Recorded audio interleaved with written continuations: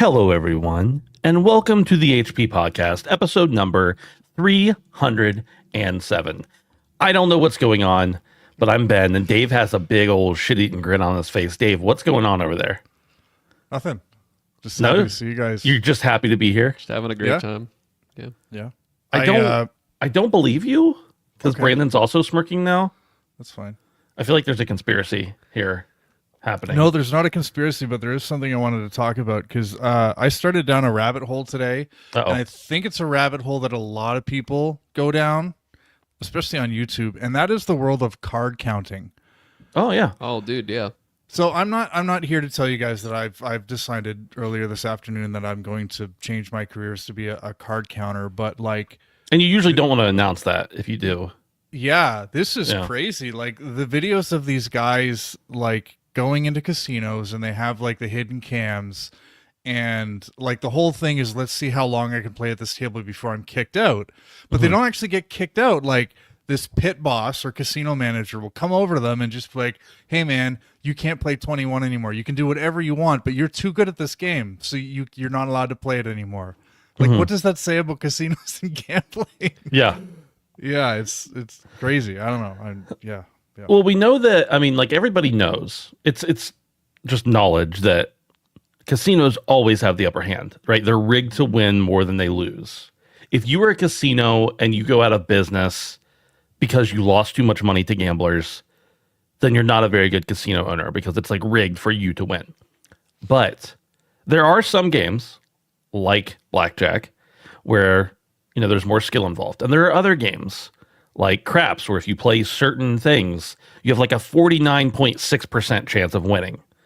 As close as you can get to being even odds without actually being even odds. But casinos still don't like it, even though they have the upper hand. Because, yeah, it's all about the money. I mean, they are a for-profit venture, so why not, I guess. All on black, baby. Always on black, Brandon? All black. You ever play craps, either of you guys? No. Craps is the one where you throw the dice. This is me saying it. No, I've never played it. But. Right. Yeah, everybody's at the table and like everybody's like rooting for the other person. Yeah. Rooting for or against the other person, depending on how you bet. Do you blow on the dice? Is that a part of it? Somebody else has to blow on it for you. You Yeah, want I someone don't- to blow your dice, Brandon. Oh, that's that Frank song. That's that Frank Sinatra song. I know that. Yeah. Luck be a lady. You know that little ditty. I've heard of it. Old blue Doesn't have to be eyes. a lady. A man can blow your dice, whatever you want. Hey, whatever. I don't know what. Yeah. I'm not gonna say what it was, but I just saw what you guys were laughing about in the private chat. At least I think that's what you were doing. Welcome on in, everybody who's here. This is the HP Podcast. We talk about video games and gambling from time to time. That just to clarify, I usually don't break character, but we don't actually usually talk about gambling. I just want to make sure YouTube knows that so they don't kick us off the platform. But welcome to everybody who's in the chat. Radix starts off and says, "Do you think the Game Awards should team up with DraftKings so we could bet on the winners for the Game Awards?" Absolutely. I am getting so sick to my stomach with all this fucking sports betting constantly being shoved down my throat at every turn I take, whether I'm driving in my car or watching my favorite sports team, just browsing on my phone. I don't want to gamble on sports. I just don't. What about video games? Hit the parlay, dude. That Come on. too. Hit No. the parlay. And they're just Dude. throwing free money at you, saying, "Here, free $10 bet." I have so many friends like, "Oh, I don't put my own money in. I'm just, I'm betting what they gave me." And I'm like, "That's how they get you." Yeah. Dude, that's what I did. Yeah, Brandon actually made out pretty I well won on that. big, baby, on the Olympics. Imagine this, boys. Imagine a parlay. One leg is the game of the year. One leg is best game direction.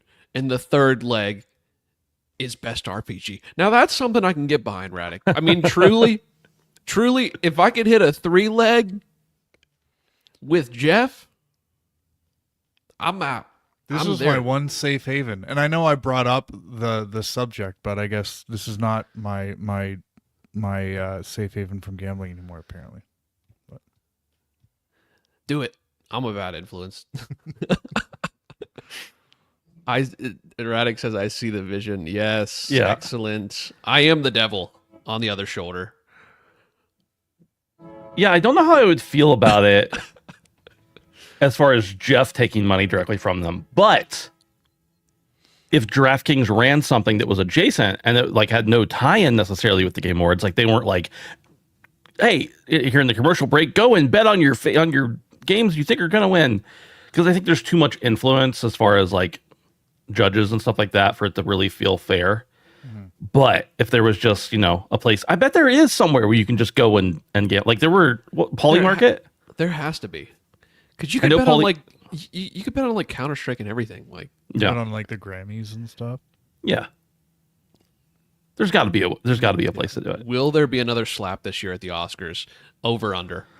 Odds are incredibly imagine. How many? What's the over under on Joseph Ferris F-bombs? 2.5. Take the over.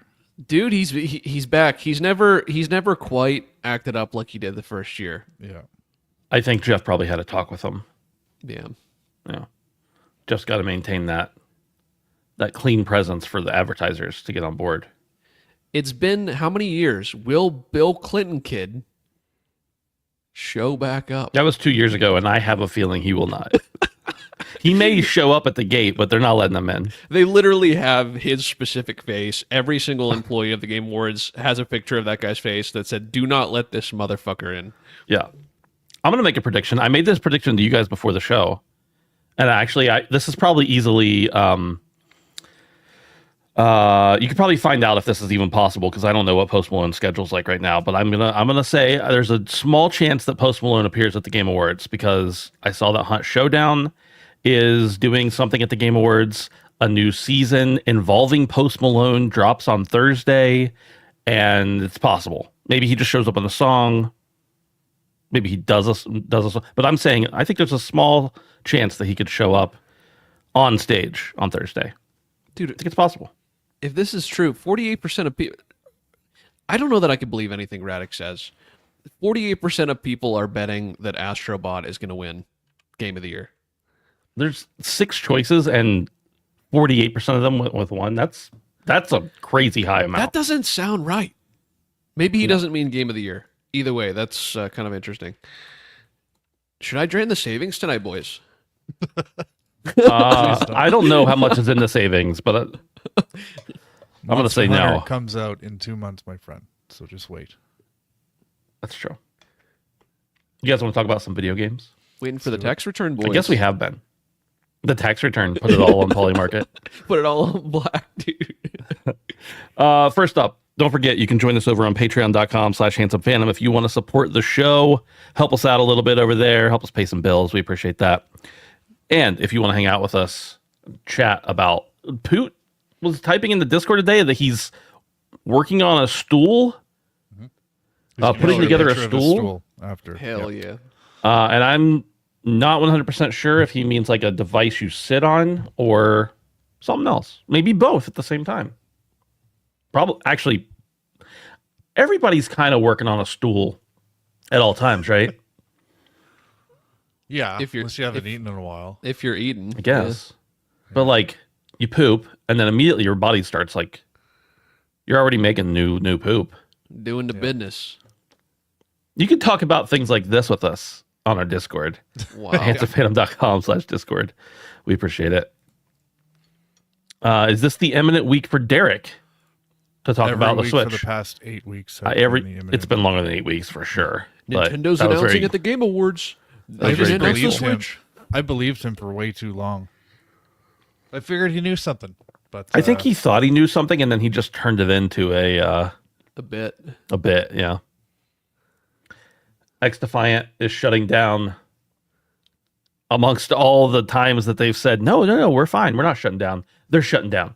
Just over 6 months from its full release, XDefiant is now confirmed to be shutting down. Executive producer Mark Rubin confirmed the news on X, announcing servers will close on June 3rd, 2025. After weeks of speculation regarding player count, and ongoing support, XDefiant is officially on its way out. Support for Ubisoft's FPS is being tapered off in the coming months, with refunds being offered for any players who purchase premium bundles in the last 30 days. New downloads of the game will no longer be available, meaning only players with the game installed can continue grinding if they so choose. Season 3, wouldn't that be so rough? You have no idea. Imagine you're just like grinding, just grinding so hard. You're like, I'm not buying Call of Duty. It's ass. And then you just get shit on. I hope they put I was just thinking like if you like uninstalled it so that you could play Indiana Jones, and then once Indiana Jones is done, you're gonna hop back in and you're like, oh shit, it's gone. I can't do it anymore. Season 3 will still roll out as planned, though no new content is prepared for the period beyond that. Quote, we regret to inform you that we are initiating the sunset process starting today. Meanwhile, players who purchased the Ultimate Founders Pack, the most expensive cosmetic pack at launch, priced at $70 USD, will be issued a full refund. On top of that, any players who purchased digital currency or season passes in the last 30 days will be refunded. It's pretty crazy, guys. Not that nobody could see this coming, because the moment this game was announced that it was coming out, after being delayed for failing certification for months and months, immediately articles started coming out about its low player count, about how this game's going away soon. And Mark Rubin, of course, was coming out and saying, no, that's not true. And maybe it wasn't for a time, but now she gone. Brandon, did you ever, I know Dave, we'll get to Dave, but did you ever get around to playing this after it released? Yeah, well, no, I think the last time I played it was when we played it, and I think that was pre-release. That was pre-release, yeah. Yeah. So yeah, I guess now's the best time. If I still have it downloaded, to check it out, just to see what it's like before it finally goes away. Honestly, the writing was kind of on the wall. We talked at the beginning of the year about how they had a really big opportunity prior to Call of Duty coming out to kind of hold and reel in some of that market. Not surprisingly, I'm assuming they took a large hit whenever Call of Duty came out. But what I think is most telling about this and most interesting from a how Call of Duty works perspective is that within the next 2 or 3 months, the honeymoon phase of this Call of Duty will be ending, at which point you have an incredible opportunity to then draw people into a game that is free, but very similar to the game they're now disenfranchised with. So I don't know. I feel like this was a little bit premature. I feel like they could have stuck it out to the middle of next year to really see how things were going. I would think maybe summertime, if we're still not getting some traction after some of the players of Call of Duty fall off, I would say then we kind of strike and kind of, reconsider what we're doing here. But as it stands right now, I don't really understand this play. I think it is a little bit too soon.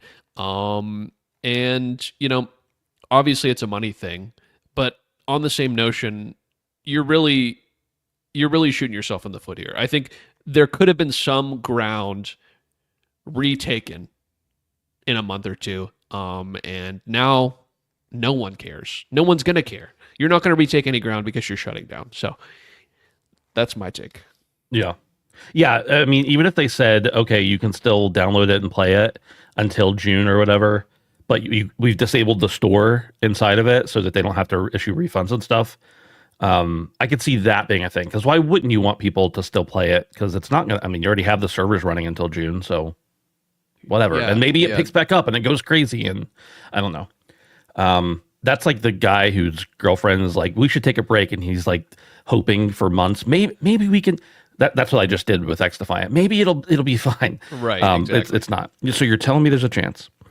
Dave, they said a little while back in October that there were no plans to shut this game down after Season 4. And it turns out that's correct. It's shutting down after Season 3. But you got to play a little bit of X Defiant. How do you feel about it? And Brandon, I agree with everything you said. Like, I'm really surprised that this is not being delayed by a couple of months. But I mean, you said it might be a little bit too soon. X Defiant, if you think about it, Concord makes X Defiant look like Skyrim. It got a full 8 months before it shut down. Seriously, yeah. So yeah, I agree with you that I think there was an opportunity, like a very, very small, minute, remote opportunity that, once we got to January and all the Call of Duty hardcore people got pissed off with it, maybe jumped over, but it is not to be. This has been rumored for a while, and I try to get in this game, as you mentioned, Ben, and I just couldn't. Not the way that I could with Call of Duty.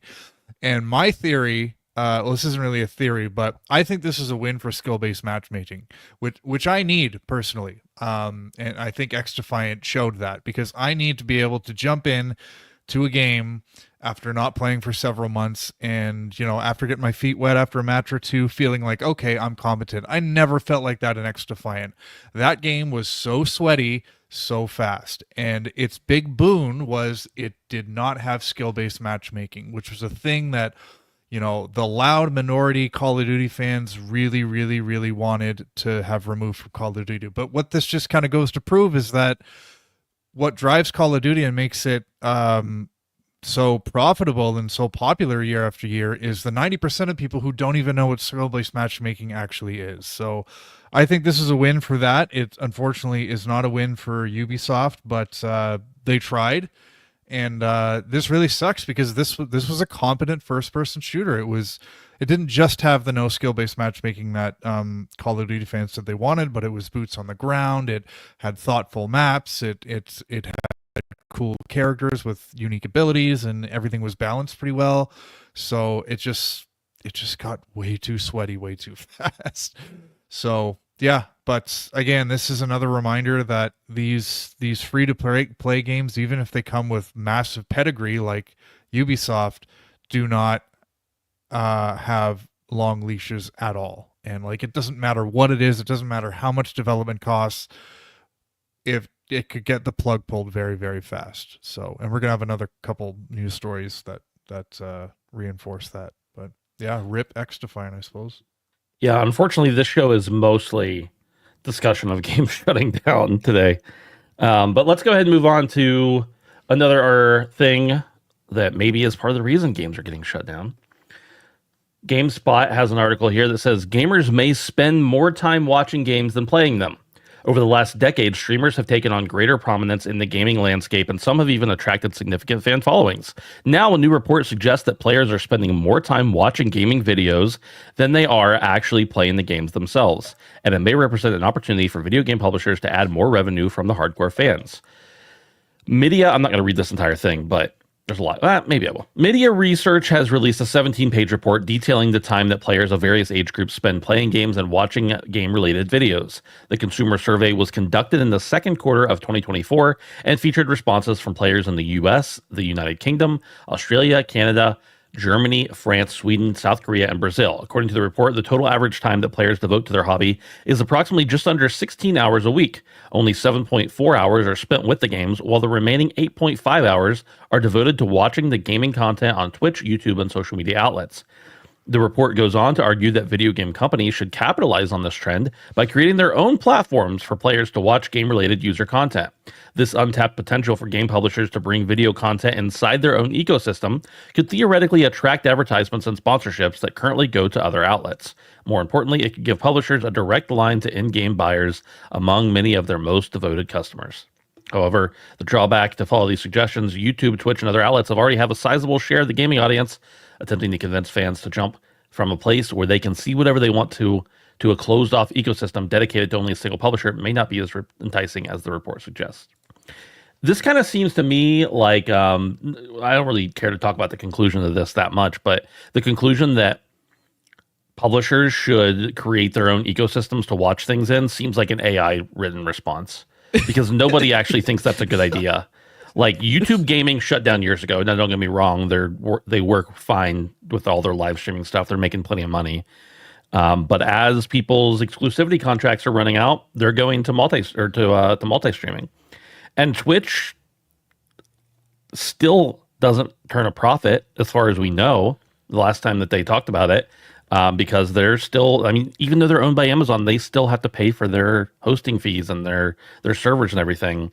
And you always all the time see advertisers coming and going and everything. So all that to say, the point here is gamers spending more time watching than playing. And that makes a lot of sense to me, but I want to see what you guys think. Dave, first. Yeah, this is fitting. We're talking about this today because everybody's Twitch annual recap came out. And I don't know if you guys saw yours, but those numbers you rattled off about the split, I'm about 8-1. And the reason is because I have Twitch running like all day while I'm working, and so I think I had 1,176 hours watching on Twitch. Now, again, that isn't me glued to the screen. That's just it running in the background. 292 distinct days visited. So yeah, I agree with the notion that I would not want to see a number of different places to watch different streamers based on which publisher had which game, that kind of stuff.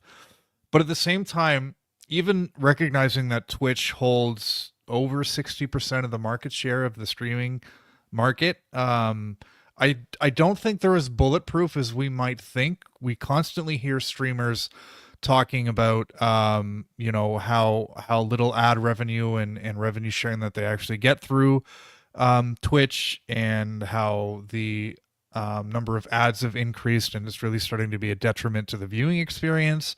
And you mentioned multi-streaming, Ben. So the days of Mixer are long behind us, and YouTube gaming, obviously. But I do think that unless Twitch starts to address certain areas, that there might be an opportunity for someone or something to swoop in, because this is a massive market. Like this engagement time is huge, and it's a lot easier. It's a lot easier to turn on Twitch than it is to turn on a console and play something for an hour. So I don't think Twitch is as bulletproof as we might think, and there may be an opportunity. But me, for one, I've seen lots of streamers leave Twitch, and I haven't followed them just because I don't want multiple platforms. And those streamers all came back, funny enough. Yeah. So yeah. Even if they're multi-streaming, they usually come back. Right. Most of them have gone multi-streaming after their exclusivity contracts have gone. So right. Brandon, you watch a lot of Twitch as well. Yeah. We all three do, really. Yeah. I think my most watched streamer, and I don't really do it all day at work like Dave does, but I usually am watching it unless I've fallen asleep. But I have 75 hours on my top streamer this year. So, yeah, I definitely do a lot of it. And this is kind of an interesting stat. I think the whole end of the article is kind of a brain dead take. But yeah, it's true. I think that watching streaming content and YouTube content, it's bigger than it's ever been.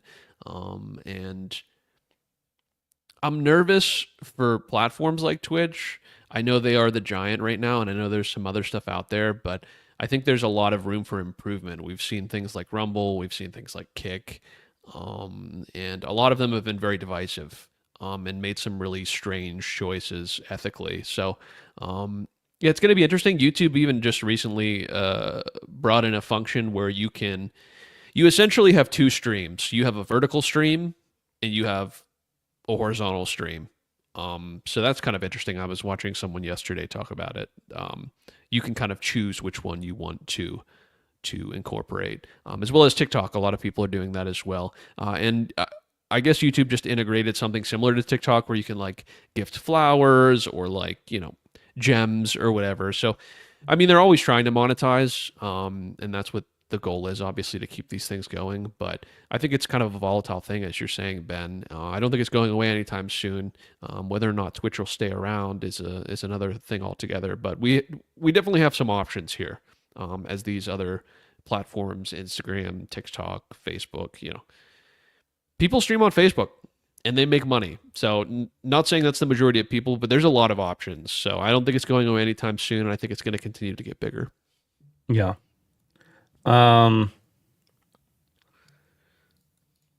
This is kind of crazy. You guys mentioned your numbers. I'll go ahead and mention mine as well.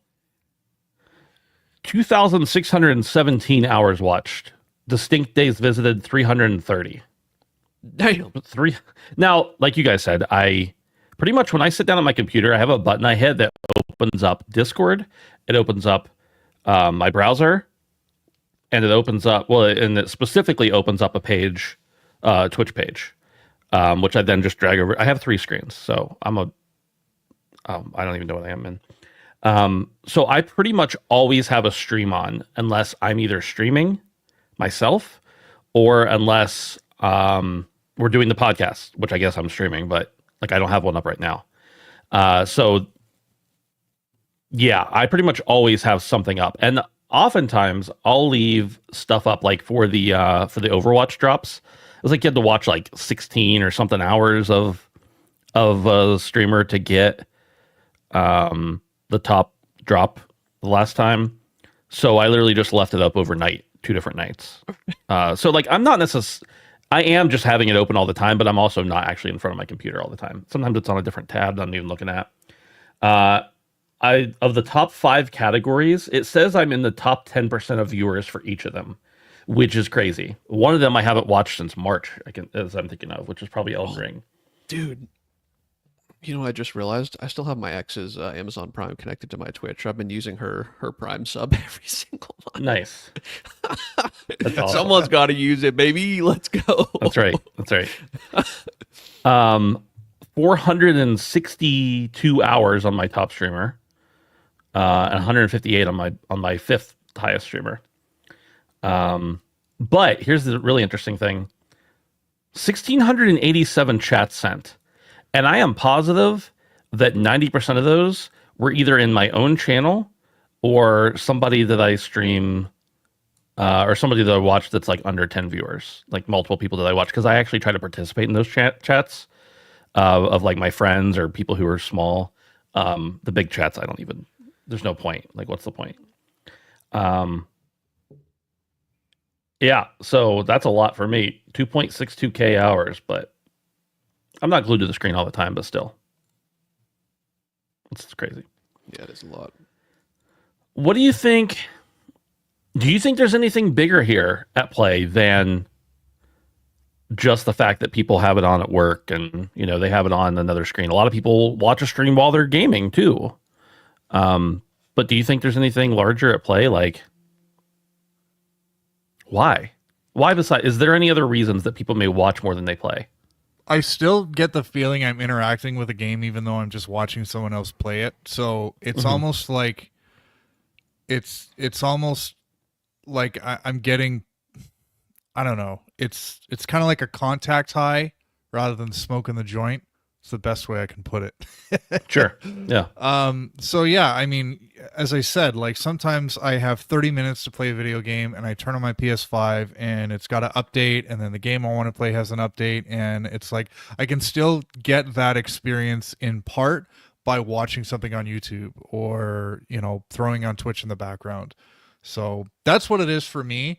I don't know what it is for other people. It could just be like there are a lot of barriers to playing video games, and cost is a big one, and Twitch just kind of eliminates a lot of that, and then you also get the social piece too, and that's something that you don't necessarily get from games. And then you throw in all these subscription fees with, like, if you want to play a game with your buds, you probably need a PSN profile or something, and it's or a PSN subscription. So I don't know, there's a lot of things to get in the way of people gaming, and Twitch kind of removes a lot of those without actually having to play a game. It is incredible how many times I see in other people's chats when I'm watching something, people come in and ask like, "Oh, I've never checked this game out. Tell me about it." And these aren't variety streamers. These are like people who stream the same game all the time, a lot of times. So that's really interesting that people are definitely watching a lot of gaming that they're not actually participating in that game. Right. It's also really interesting, real quick, Brandon. Dave posted his top 5 in the channel, and of the top 5, I only know of one of them. Goth? Really? Yeah. Yeah. Yeah. I mean, I think I've heard of Leopard. 2, 3, and 4 are they're Souls-like streamers only. Yeah. Mostly, but yeah, I'm not surprised to see that. Brandon, what were you gonna say? No, honestly, I don't even fucking know what I was gonna say at this point.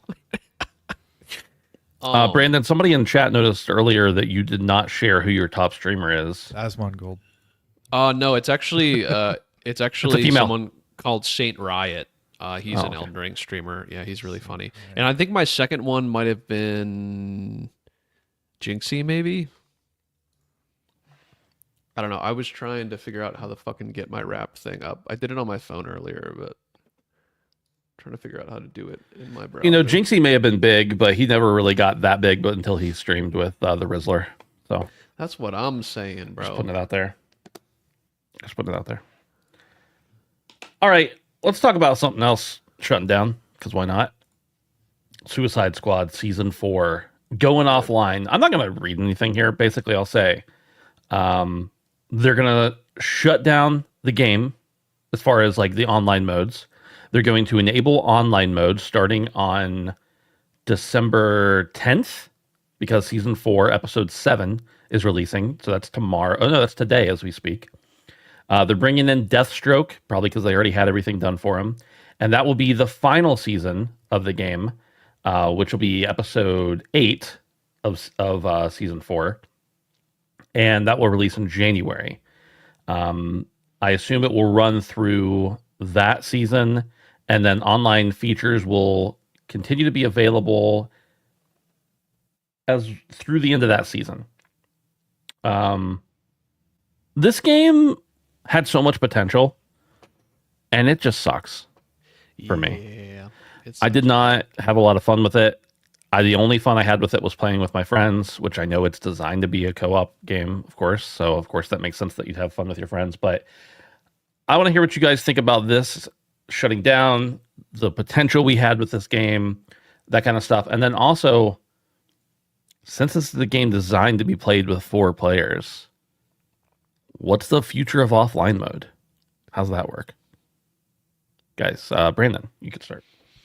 Yeah, I mean, the writing was kind of on the wall here. I really thought with the amount of money that they paid for IP, they were going to keep it alive a little bit longer. But I've talked poorly of WB before, and I'll continue to do so.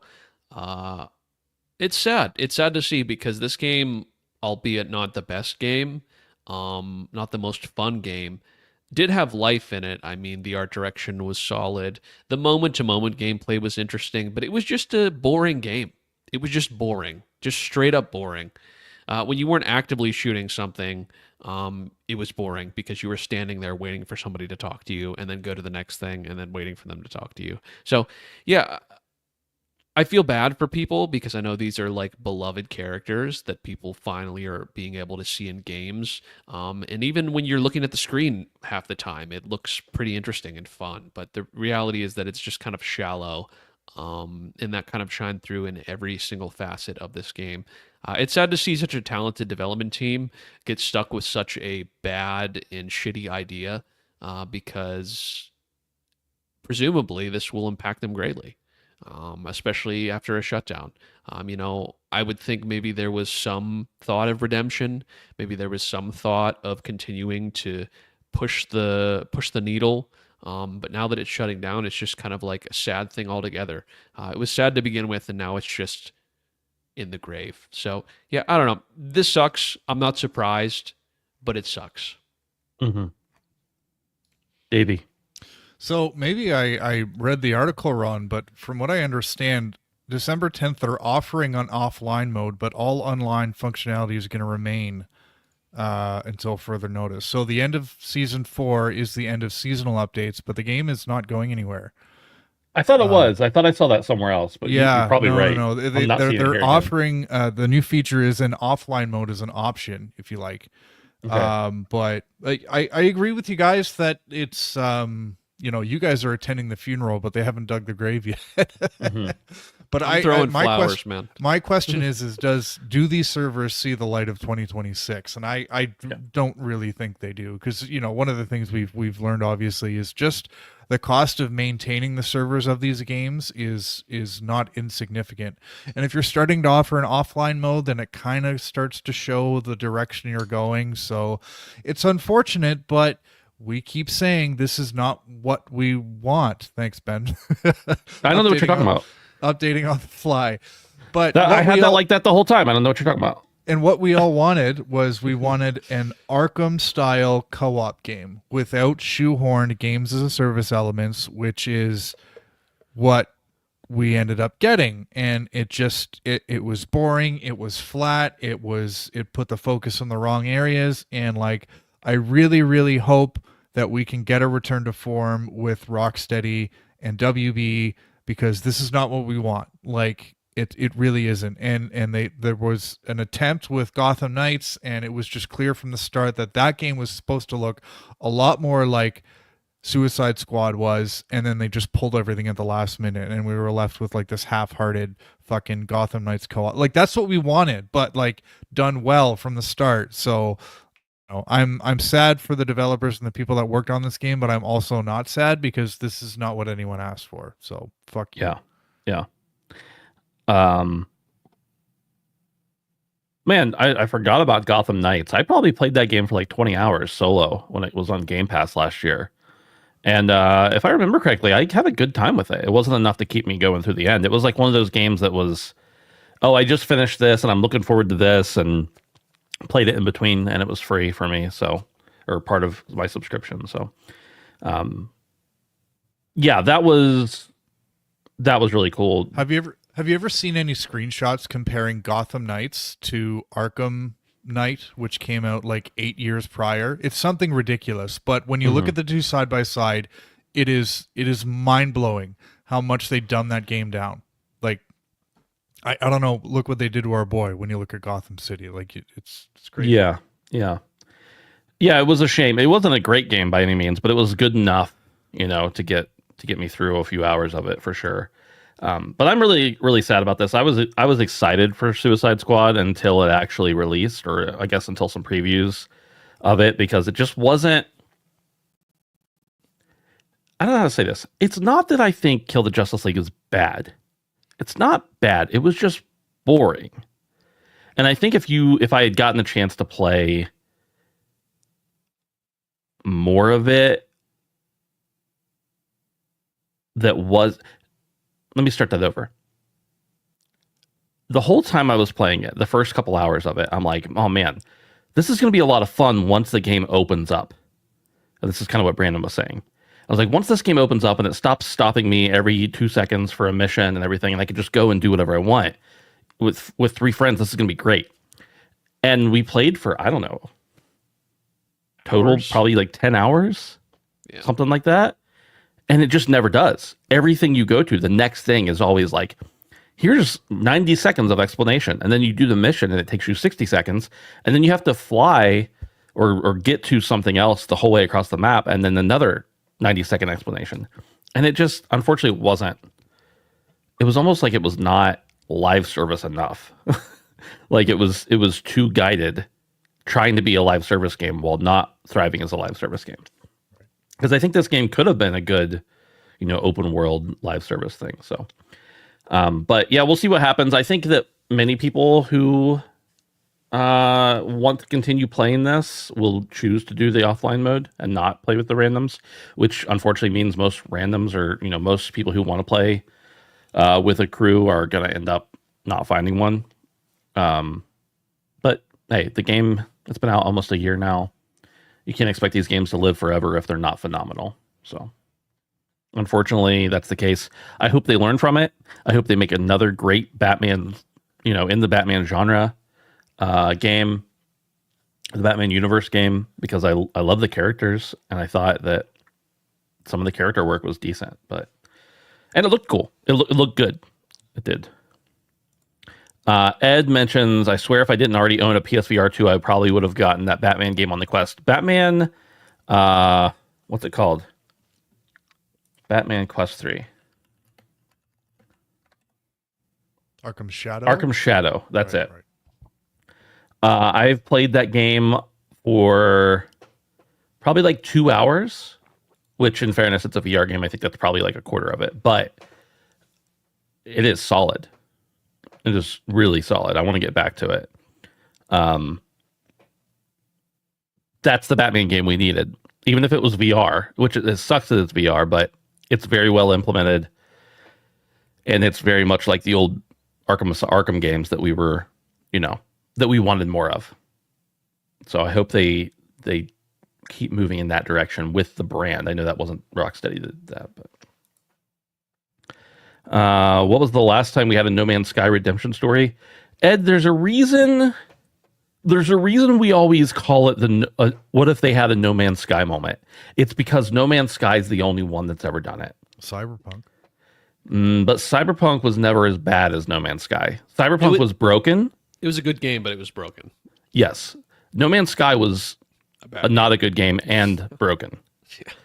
Cyberpunk was a good game that was broken. Skull and Bones was redeemed. When is that going to happen? When they patched the platinum. Oh, when they patched the platinum. Yeah, Okay. All right. Was redeemed. I'm kidding. We probably have had a No Man's Sky situation, but like in the modern era where games have been updated continually, I can't think of anything else. And you mentioned Fallout 76. I don't think Fallout 76 ever had that big of a resurgence either, and everything. So only because of the show. Yeah, it had a resurgence in players. I don't think it ever became a totally different game though, like No Man's Sky did. Nope. Yeah. Oh well. Let's move on to some. This is actually probably, in my opinion, the most sad news of the day. And this is that Deceive Inc. studio Sweet Bandits shuts down. In a post on the game's forum, co-founder and lead designer, excuse me, Bear Bandit said the studio had reached its breaking point and is unable to continue operating. There's no easy way to say this. The Sweet Bandits team is no more. After a long and difficult road of trying to get Deceive Inc. in a state where it could thrive, we've reached the breaking point for the studio, unable to continue this adventure with you. He thanked the game's community, and he added, the path ahead is currently being charted by our partners at Tripwire Interactive. We are considering options with the goal of maintaining the game that we all love. We will share news with everyone once we have more details. In the meantime, servers and games will continue. Access will continue as they have been. Now, a lot of you might be saying, Ben, never heard of Sweet Bandits. Well, Sweet Bandits are the people who made Deceive Inc. And then you're saying, Ben, we've never heard of Deceive Inc. And that's the saddest part to me, because Deceive Inc., although not a phenomenal, amazing, I can't believe this game exists kind of thing, Deceive Inc. was so much fun. And the ideas behind it were really, really solid. And it sucks that this did not get more of a player base, because I think had more people discovered it early on, this game could have turned into something really cool. And not to say that it wasn't cool when it came out, just that it could have gone much higher.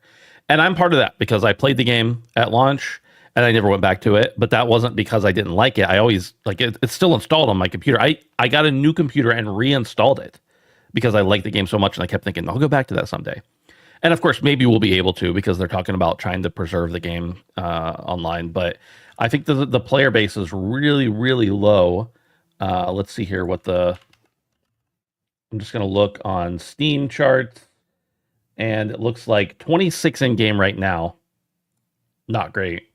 24-hour peak, 44. Looks like it hasn't been over 100 at all this month so far. And the last time it was above 100 was in November, and it was at 400 for like a day. They must have dropped a big thing. All-time peak was only 8,600. So, boys, did you get a chance at all to try this? I think, Brandon, you might have tried it with me. And if you did or didn't, doesn't matter. I want to hear what you think about like other small indie studios. I mean, they technically had a publisher, I guess, but other small studios like this that just, they make a good product, and it's so crowded out there, it doesn't see the light of day. Brandon, you can start off here. Yeah. I mean, I played the game. I don't think I thought as highly of it as you did, Ben. I thought it was a good game, and it was fun to play with friends. But I think indie developers really need to be careful with developing multiplayer forward games, because you ultimately are set on a path that requires you to be engaged at all times. How many games have come out to little or no praise, to little or no advertisement, and then let's say 5 years down the line, the game does significantly better? That's the problem with something like this, is with a multiplayer game, it's so heavily dependent on people showing up, and people showing up quick, that not to say that people wouldn't struggle, indie developers wouldn't struggle if the boom wasn't at the beginning. That would certainly be bad. But if the indie developer could find some way to keep the product up in the hopes that someday those numbers will come back or those numbers will climb. With something like this, you're kind of dead in the water. When you got 20 people, 40 people, 100 people in the past couple months playing the game, that's a couple games, but that's not to say that all of these people aren't also vastly across the world from each other, and every match you play is a ping nightmare. So, yeah, there's so many factors that go into a multiplayer game. I think that indie developers really need to be careful and have that not be their only shtick, because it's such a risk, and you're just adding such another tremendous risk by making it multiplayer only. So yeah, it is sad to see, really, because it was a fun game overall. We played it a couple nights and I enjoyed myself. But it's just kind of the risk you take, and multiplayers are extra risky, especially in the crowded market.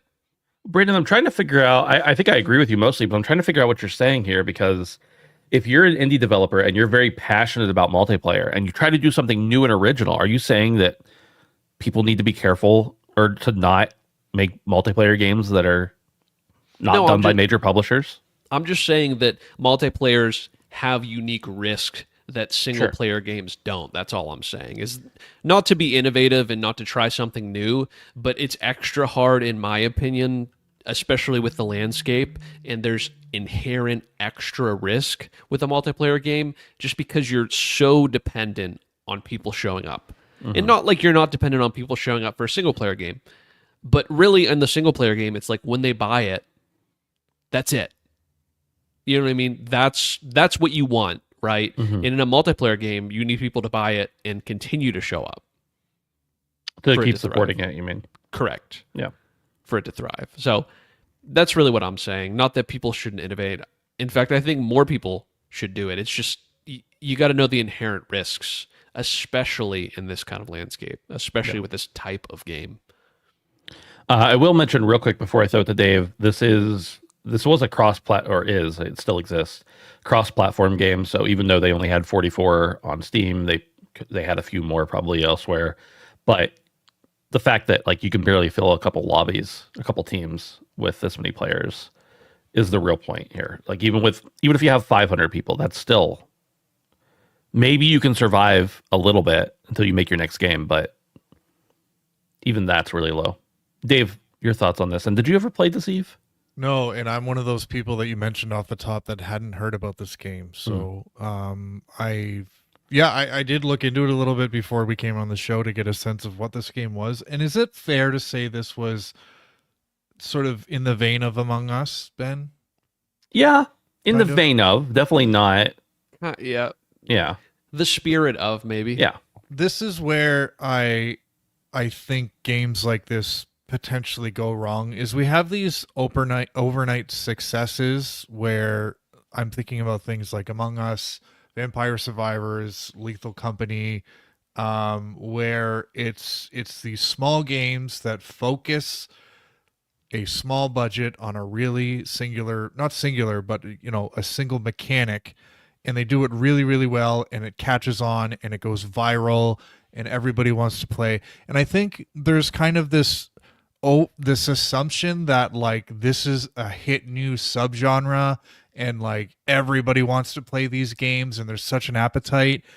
And it's like it appears as though with Deceive Inc. maybe they created something that was like a bigger budget Among Us, but like really the market for this kind of game isn't that big. It's the same thing with the Vampire Survivors clones or contemporaries, whatever you want to call them, where it's like you only need so many, but like one was original and one was good, and then the rest are just clones. And I'm not saying Deceive Inc. kind of falls into that, but there seems to be sometimes with some indie developers, or maybe even not indie developers, but AA developers, where there's this overcompensating or overestimation about how big a subgenre really is.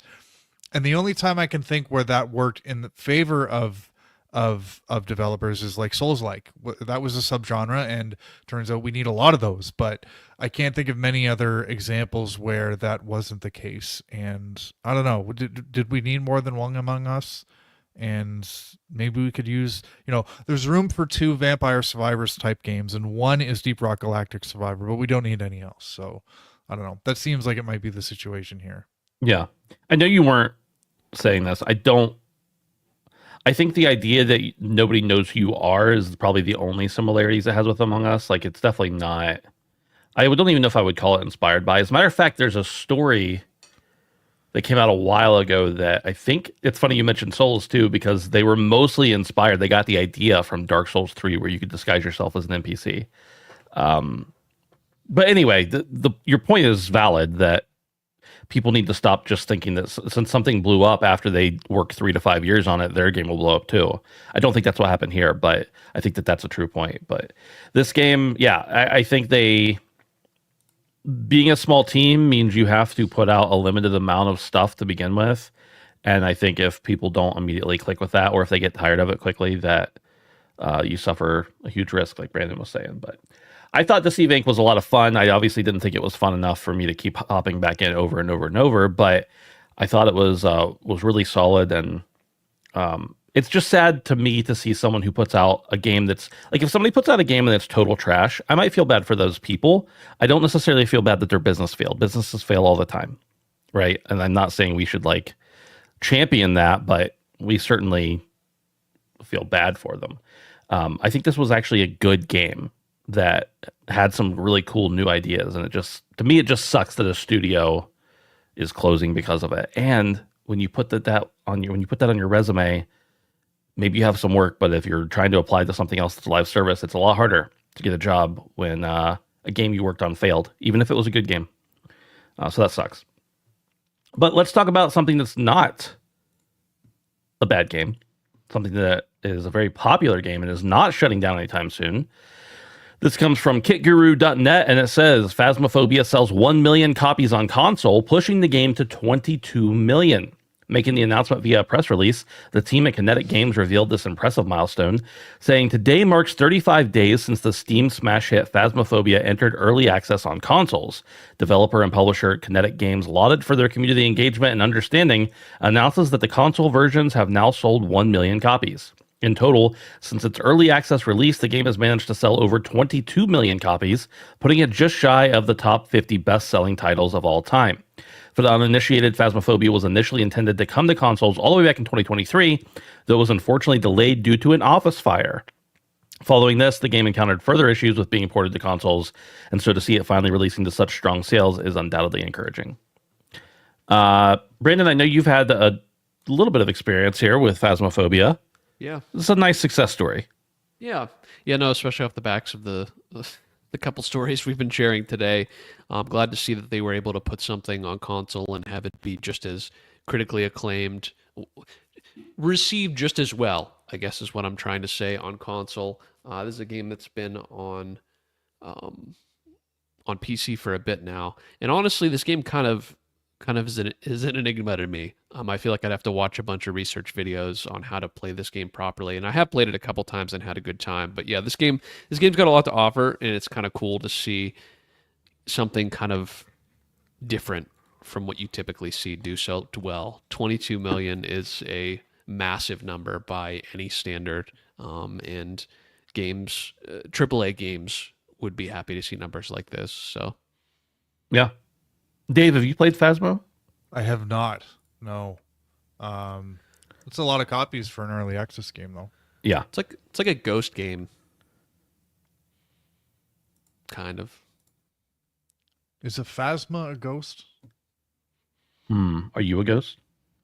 Sometimes. We should play, Dave. I think your PC could run it. Sweet. Yeah, it's pretty basic. I haven't played it in probably a couple of years at this point, but it was a lot of fun when I played it. And this is one of those stories of like a small indie game that had a lot of bugs entering early access and being what was it, $10 or $15 when it released, I think.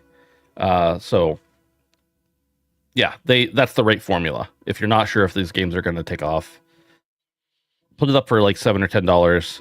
Encourage everybody to play it. It's a 4-player game, 5-player game, so get all your buddies to buy it too. Money. That's obviously not true. A lot of people fail doing that. That's the algorithm. Ben. That's the algorithm, though. That's the basic algorithm. I had written down here TGA conversation ?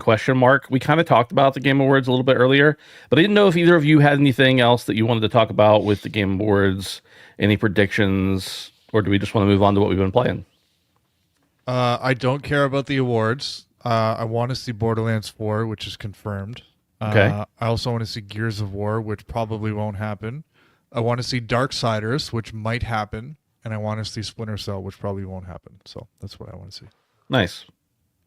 Brandon, do you have any hopes, wishes, or dreams for the Game Awards? I have no expectations. I think it's going to be too long, and I'm going to be bored by the end. Yeah. Yeah. So I hate to be like doom and gloom about it, but yeah, I'm just like last year I was like, when will this fucking end? Like, and I love this sort of thing, and that's kind of the sad part is that it just gets so bloated and shitty, and the stuff I actually care about they spend such a little amount of time on. So I'm kind of expecting it to be that way this year, and I'm excited to do a recap afterwards. But yeah, we'll see. I'm along for the ride. I don't want to have any predictions. I just want to come in and be surprised and just pleased. But I'm kind of thinking I'm going to be like rolling my eyes about half the time. So, Brandon, I think did we watched the show together last year? Yeah. And we definitely had a few surprises in there that were fun. Yeah, absolutely. I think the only prediction I had was that the finals was going to shadow drop, and it did. And it So to not tarnish my perfect record, I'm not going to make any predictions either. I guess I kind of made a small prediction with the Hunt thing earlier, but it wasn't really. It's not really a prediction about a game announcement. It's gonna happen either way. Well, I don't know if Post Malone will be at the Game Awards. That's the thing I was kind of predicting. Okay. Yeah. And I love the Game Awards, and I think it has its problems, and I think it's a lot of fun at the same time. I don't understand the people who get super hyped up and then they trash Jeff and everything else like that. Like Jeff has his problems too, whatever. But like he's the only one doing it well, right? Like he's the one who's made it. He's been working his whole life on this kind of thing. I don't know. I have a lot of respect for him. I have a lot of respect for the show. Yeah, the ads can get annoying. The show can get too long, but like I also get it. I know what that stuff costs. I mean, I know what I think it costs, and it's probably more than that to put that show on. So good for them. Yeah. Absolutely. Even when the shows are boring, I'm still like, hey, you know what? Somebody did it. I didn't do it. I didn't go out there and create a whole thing, right? So I'm happy. I'm happy with whatever we get usually. Let's talk about what we've been playing. Who wants to go first? I think we all played Rivals, right? So we're gonna park that. Yeah, let's do it. Yeah. I'll go first. Rivals is cool. I wanted to get a chance to play it before it came out. I didn't get a chance to. I know Ben had talked very highly of it. I'm coming off the back of playing a bit of Overwatch, and so that kind of got me interested in the genre again. And I gotta say, this game pretty good.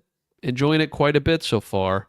I think there's some stuff they need to balance about it, but mostly it's in a really good state at launch, like a surprisingly good state at launch. I will repeat that, a surprisingly good state at launch. It looks good, it plays good, it performs well, and it's fun. So I guess that's really all you can ask for, and it's kind of an outlier nowadays as far as multiplayer games go. I will say the biggest and best thing about the game that I've found so far that's actually surprising to me how well it works is the matchmaking. The matchmaking is fucking insane in this game. I know they just said they had like something like 10 million players or something like that log on in 72 hours or something like that. So obviously there's people playing it. There's a lot of people playing it. I get that. But there's a lot of people playing Call of Duty at launch, and my matches are not instant. You know what I mean? Like when I click Team Deathmatch launch day for Black Ops 6, it didn't put me in a game like that second. I swear to Christ, every time I click new match or one more round on Marvel Rivals, I barely even see it count 1 or 2 seconds if it does at all. Usually it just says game found and it's instantly loading me into the fucking match. Even to the point that when it does that, sometimes I didn't mean to click one more round. I meant to click like back out, and I'm like, shit. I guess we're playing one more round. I guess I'm playing another one. Right. So yeah, it's the matches are usually pretty quick. I feel like some Overwatch matches just drug on and on and on and on and on. So you get into matches quick. The characters feel good. They feel snappy. I do feel like I said, even though the balancing is pretty good out the gate, I feel like there's some tweaks they're going to have to make here pretty soon, I would hope. We're already getting some rumors of some new characters dropping. Ultron, I think, got leaked, so that's kind of cool. But yeah, looks great, plays great. Having a good bit of fun. Would love to play more with the boys. Yeah, that's about it. And that's actually all I've been playing. So I'll kind of step aside for now and see what you guys think of Rivals. Dave, what about you? Yeah, I have not played a hero game like this. I've never played Overwatch, so this is kind of my first foray into this. And I think the thing that I'm really enjoying about this kind of game is its pickup and playability. And a lot of that is because of what Brandon said. The matches are short, the matchmaking is like lightning fast. And you don't really need to know a whole lot to find a character you like and just kind of learn their 3 or 4 attacks and what they do. So yeah, it's a fun game. It's free to play, so you can't go wrong from a price perspective. And I've only been playing as Moon Knight and Luna Snow. Is that her name? Luna? Yep. Yeah. Who I'm one of the people who've never heard of Luna Snow before I played this game. She didn't exist until like 4 years ago. So. She didn't. Okay, good. I don't feel so bad. But I've been playing Luna Snow out of necessity, just because it seems like when I'm in a match where everybody is DPS and we have 1 or 2 tanks, that we just get destroyed. So I'm like, somebody needs to heal. And then even when I'm the lone healer, there is still way too much going on for me to be able to keep up. And part of that is skill, but I think the sweet spot is like 2 healers and the rest just focus on damage and a couple tanks. And I know there's been some calls for, I think they call it like class queuing, where Roll queue, yeah. Roll queue, yeah. I don't know if that's something that exists in Overwatch, but It is. It does, in a game like this, you want people to have freedom to play how they want, but at the same time, it comes to a detriment of the game. So I'm wondering how they're going to handle that going forward, because I notice a big difference. And again, the only reason I started playing as Luna is because I'm like, somebody needs to heal, and I actually really enjoyed her. So yeah, early on, I'm enjoying this game. The presentation is great. Like, just kind of watching some of the pre-match cutscenes where, you know, you're swooping into the levels and stuff, and it just looks really great. I love the banter between characters when you're waiting for the match to start, and how it's contextual. Like, I heard Venom make a comment about how he was going to start eating vegetables because he saw Groot and he looked tasty. So it's just little stuff like that is really funny. And yeah, it's I'm having a lot of fun with it. The only reason I'm playing is because you two guys bigged it up so much. Otherwise, I wouldn't have bothered. But it's good, and I'm looking forward to trying it out with you two. So yeah, Nice. I have an unreasonable amount of time in this game already. I think I'm over 25 hours, and it came out Friday. So that's a lot. I've been really enjoying it. I love Marvel, so that's a thing already. Like, I'm going to put out my bias, but I don't think that's contributed a ton to how much I'm enjoying the game, because I've also been playing Overwatch and stuff for the last couple of months with some buddies and really enjoying it. I think, as Brandon mentioned, most of the characters are tuned pretty well. I think we're going to get a lot of tweaks at the first big patch. Maybe after the first season is over, we'll see a lot of that kind of stuff. I think about characters like Iron Fist getting patched, because he can literally chase Iron Man while in the air the whole way across the map.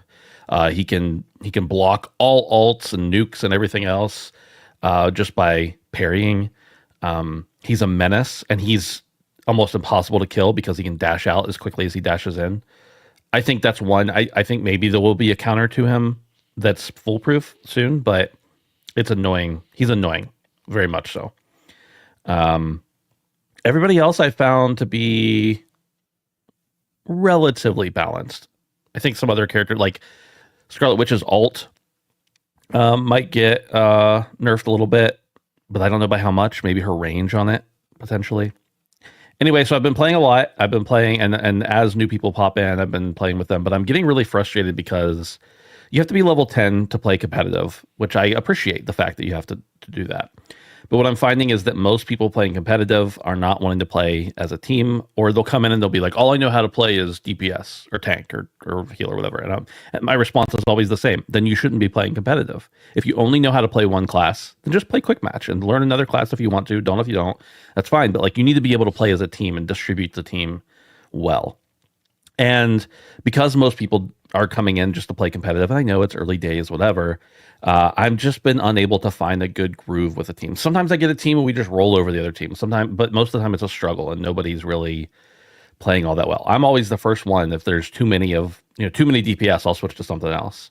No problem. But I'm getting a little bit frustrated with just people playing competitive in these random lobbies that can't. And I know Brandon's the only other person I know playing that's high enough to play competitive with me. And at the moment, we just haven't been able to connect enough to play much together. And even then, that's only 2 out of 6 people. I do think eventually, Dave, as you mentioned, there'll be a role queue. I think I wonder what their decision was to not put it in at launch, but maybe that's growing pains. Maybe that was a conscious decision. I don't know. So far, I've at least played 1 match with every healer or with every character. There are 33. I have my favorites in every class, but then there's some strategy that comes in. Like if your only tank is going to be Captain America, then you can't really heal him that well unless they play very well, and you need somebody to protect everybody else. I'm not a big fan of the tanks in general. I just think it's such a pair, like DPS and healers, they're pretty similar to how you would find in any other hero shooter, but the tanks are very different. They're less bullet sponges for the rest of the team and more tricks and DPS than they are traditional tanks. And I think that's okay. I just need to get used to it and figure it out. Derek says we need a character tier list video. There are already like 1 million of those out there. And I don't have the time to do that right now. Actually, I probably do have the time. I just don't want to. That's the reality of it. I don't want to do that. My favorites are not necessarily like my favorite characters are not necessarily the characters I'm best with. Like I really, really love Psylocke. I love her kit, but I'm not good with her, so I don't play her. I really don't like Namor as a character in the comics or anything, but I love playing as him. Like he's the first one I got like a proficiency rating with and got, most of his achievements unlocked and everything else. But I play him if I'm able to based on the team comp, and otherwise I'm not. So I'm getting a little frustrated with competitive because I don't have anybody, like I don't have a full team to play with and go in there. But maybe eventually it'll be different and we'll have a role queue locked, because I guess the problem is just that like nobody has microphone. Almost nobody has a microphone. Nobody's willing to switch off to any other character. Nobody's willing to work as a team. The thing that makes Marvel Rivals a little bit different than other hero shooters, specifically Overwatch, is that like in Overwatch, we've played that game for 8 years now. Yeah, there's been lots of changes and everything, but like basically we know that if you are rocking X character, Y character is going to be really good to play with them. We know that if the other team has an A character, I need to have B character to combat them, to be able to take them out. I need to have a soldier to take out the Pharah in the sky or whatever. We don't really know all of that quite yet with Marvel Rivals, but what we do know is that if I'm playing again Namor, then the game actually tells you if you have Luna Snow as your healer and you're playing Namor, you get special abilities that Luna Snow doesn't have to do anything, but Namor gets buffed with these special abilities. And people are just unwilling to play as the characters that give other characters buffs. Like if you have 2 people on the team that need the third person to make them both way better, most people aren't willing to do that, even if it's in their same category. So it's just frustrating is all. And it's learning curves and it's brand new. So it's only been out like 5 days. It's fine. It'll get better. There'll be a lot of changes, I think. But just the stupidity of new players playing a brand new game, even in an established genre, is hard. And I include myself in that to an extent. Look, there's plenty of stuff I don't know either, but I'm having a great time. I'm really liking it, and I'm gonna try to keep grinding out in that competitive mode. There is one interesting thing about the competitive mode. You don't do like placement matches and then get placed somewhere and then have to stay up or down in that. You have to win. You basically just have to keep winning more than you lose. You get points for every win. You You get points taken away for every loss, and you start at bronze 3 and you work your way up. You don't like get placed in gold and then have to keep gold. The other thing is that if you're in one of the top tiers of competitive, if you make it to the top, you can't just not play and keep your competitive status. If you're at in the very top 2 tiers, I think it is, you have to keep playing, or every day you don't play, you lose points, which I think is a little bit predatory in an extent, but also because it's just encouraging you keep coming back, keep playing, keep our player base, or else you lose your rank. But at the same time, if you've played enough games, because of the system I mentioned earlier, if you've played enough games to get to that point, you probably are going to keep playing. So like, it's a little bit of a trade-off there, I think. Overwatch is like that too. I think if you're in Grandmaster, you get like degradation. Right. But I think this one, people are saying it's more severe so far. So otherwise, people are getting a little bit irritated with the monetization, and I'm like, it's a free game. Either pay or don't. Like, I just monetization models for games that are free to play, I will never complain about, because the monetization is what it is. If you want to monetize your game in the shittiest way possible, but your game's free, then you're either going to encourage a lot of people to spend money on your shitty practices, or you're going to go out of business. And either way, you brought that upon yourself. If the game cost $20 and then they had monetization policies in place, that'd be different. But so far, I think it's fine. But also, this game, there's literally nothing you can't do. Correct. Like, there's literally, I don't know why anybody has any room to complain with this specifically. There is nothing you can't do in the game that's free. Right. Yeah. It's just skins. It's just skins. And you already have those characters. Like, you could just play as that character if you want. You just don't get the skin. Right. Yeah, that's the thing I kind of fell off with Apex. Like, I played Apex originally on PlayStation, and I bought multiple characters with like real money. And then when I wanted to play on PC, there was no cross progression, no cross whatever.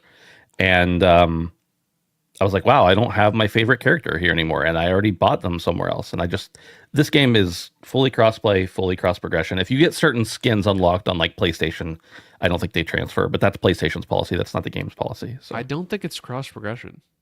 It's cross play. I do not. It is cross play. Yeah. Did I say cross progression? Yeah. It's okay. It's not cross progression. No, it's not. It is cross play though, which is fine with me. If it's not cross progression, that's fine. But I wish it was. But my point there was not that, oh, I don't have that skin. It was more that actual characters, like in Apex, if I bought a character, right? This, you just get all the characters. The only thing you buy is skins. For now. For now.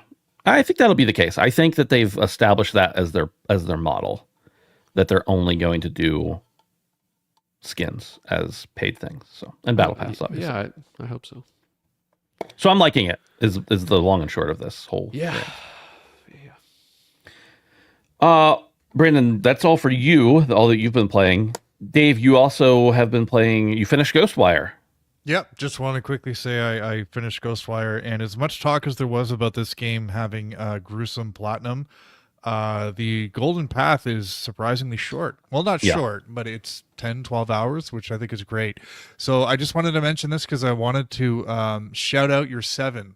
What I mean by that is there's lots of games that get released and they get 7s across the board and everybody forgets about them. But 7s need love too, and 7s are really good games, and most of them are on sale a lot. So if you skipped a game because it was a 7, go back and play it now, because it's 7s are good games.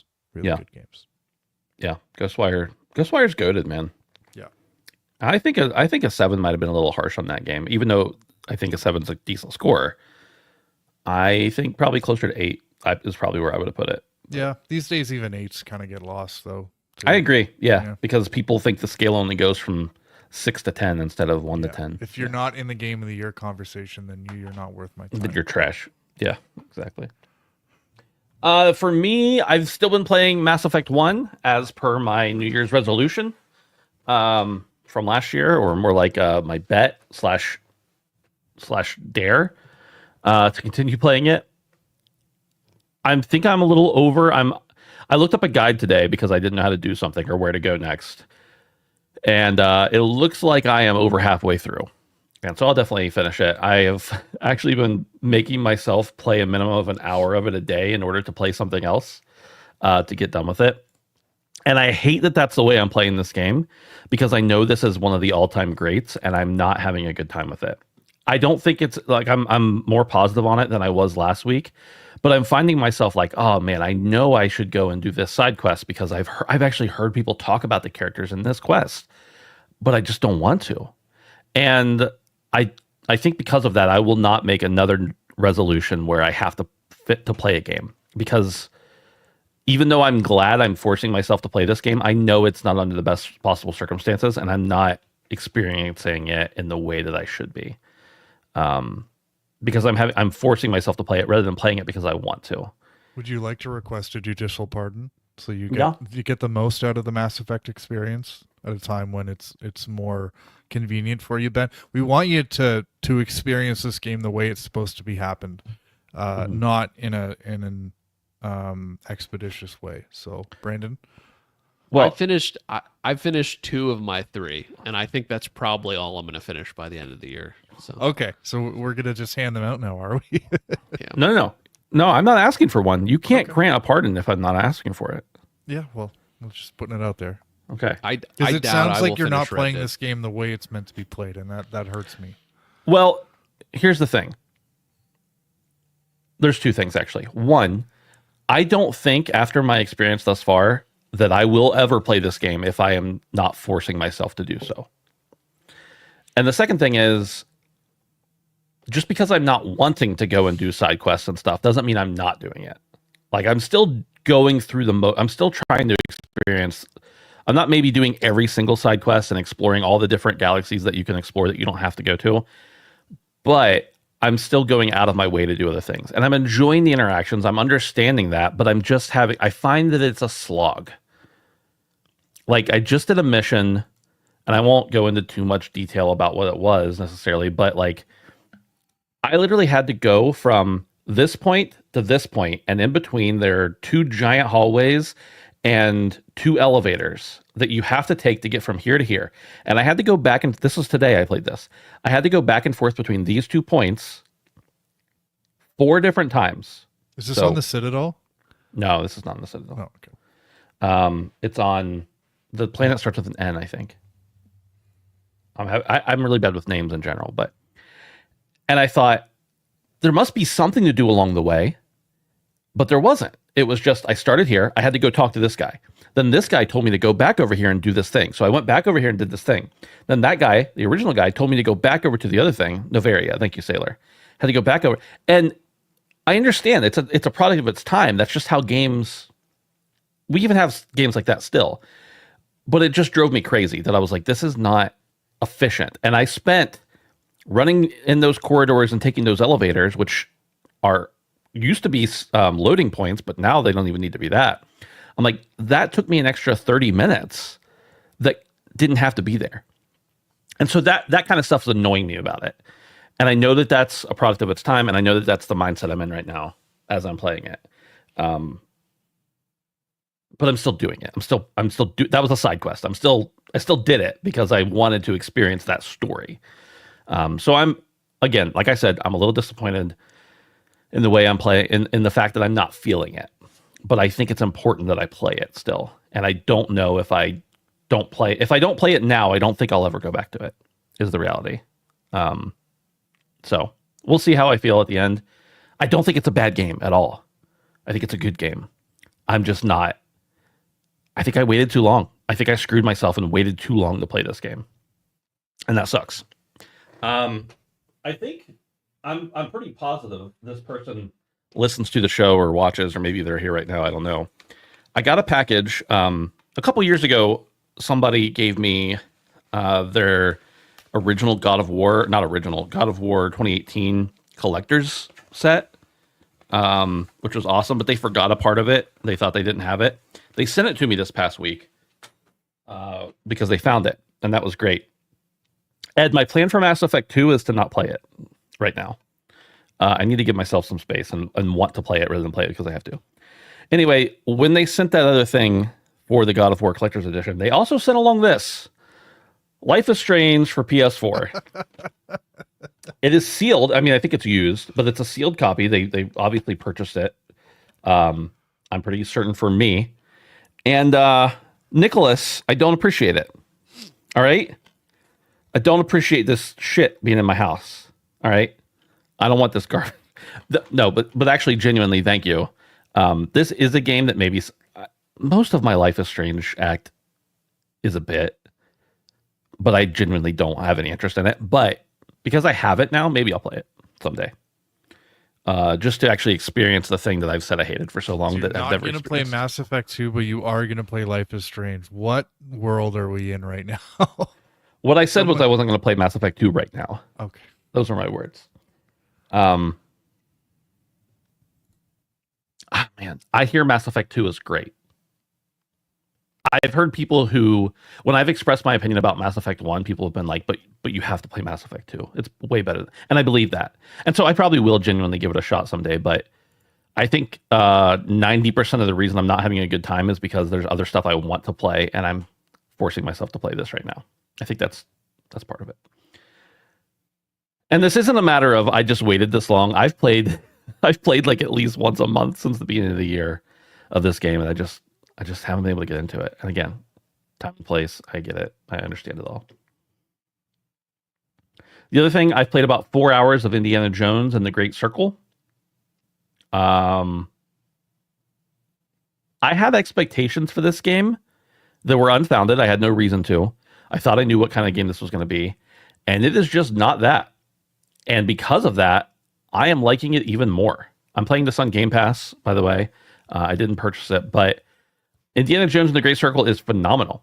It starts out rather linear and then opens up to be really open world almost right away. Like the first hour maybe is very linear.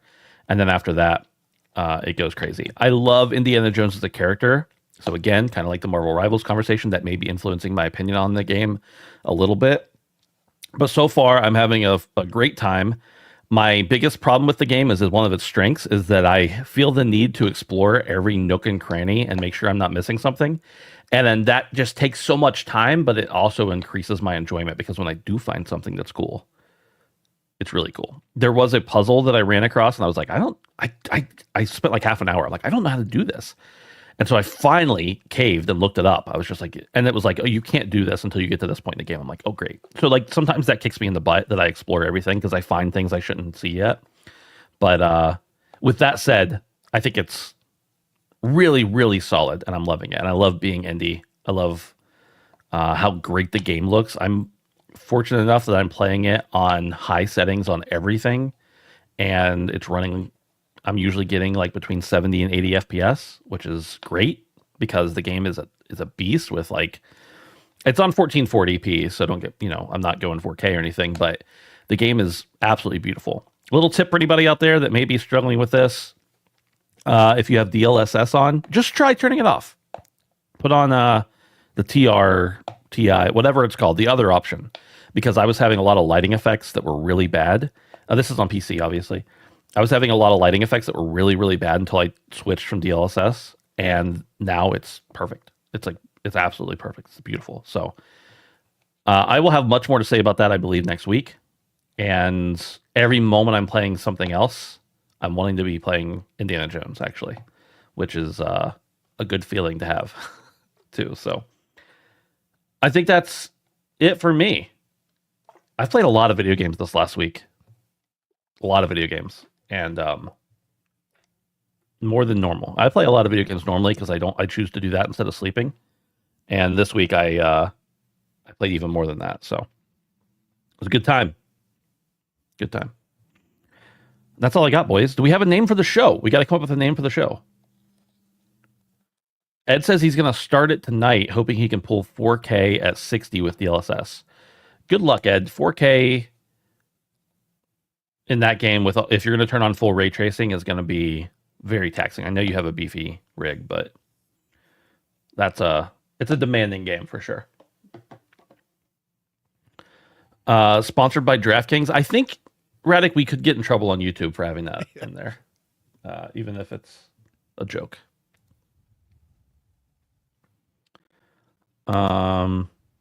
Well, Suicide Watch. I feel like suicide also will put us in the same category there. Suicide Rivals. I don't know. We can't put suicide. All right. Yeah. Ast Effect also will get us. No, X. You should put X Defiant, but put an apostrophe between the N and the T. So it's like X Do you know what I'm going for here? Defiant. X Defy Don't or something like that. I don't know. Nah. Sweet Bandit Defiant Suicide. We can't put Suicide Squad. We can't put suicide in the title. Are you saying you're some side of Suicide Squad? Unalived Rivals. No, we're not doing that either. X Defy Not. I don't know. No, that doesn't work. Orgasm Phobia. It just says for fuck's sake.